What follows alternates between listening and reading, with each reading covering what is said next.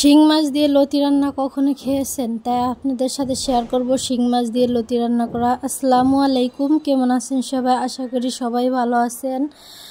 এই যে ফার্স্টে আমি কড়াইয়ের ভিতরে তেল দিয়ে দিলাম, তারপরে রসুন কুচি দিয়ে দিলাম, দিয়ে পেস্ট কুচি দিয়ে দিলাম, দিয়ে হালকা একটু ভেজে তারপর লবণ, হলুদের গুঁড়ো, মরিচের গুঁড়ো, ধনিয়ার গুঁড়ো, জিরের গুঁড়ো দিয়ে হালকা একটু কষিয়ে নিলাম। তারপর শিং মাছটা দিয়ে একটু পানি দিয়ে কষিয়ে নিলাম ভালো করে। তারপর ইটা দিয়ে দেবো, লতিগুলো দিয়ে দেবো, আমি ধুয়ে আগিয়ে রেখেছিলাম। যে দিয়ে একটু নেড়ে ছেড়ে দিলাম, তারপরে 2 মিনিট একটু ঢাকনা দিয়ে ঢেকে দিব। লতির থেকে যে পানিটা বের হয় ওই পানিটা দিয়ে আমি 2-3 মিনিট কষিয়ে নিলাম। তারপরে এখানে আমি পরিমাণ মতো ঝোল দিয়ে দেব।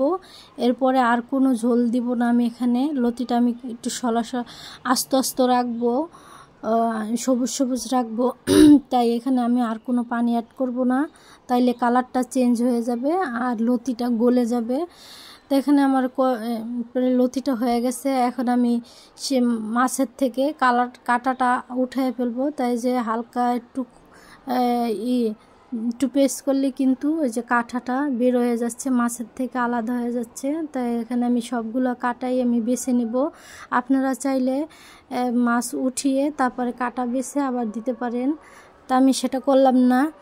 তাই যে দেখেন আমার হয়ে গেছে, কাঁটা উঠানো শেষ। তারপরে আমি 2-3টা কাঁচামরিচ ভেঙে দিয়ে দিলাম। আপনারা চাইলে ধনিয়া পাতাও দিতে পারেন, আমার ধনিয়া পাতা নেই।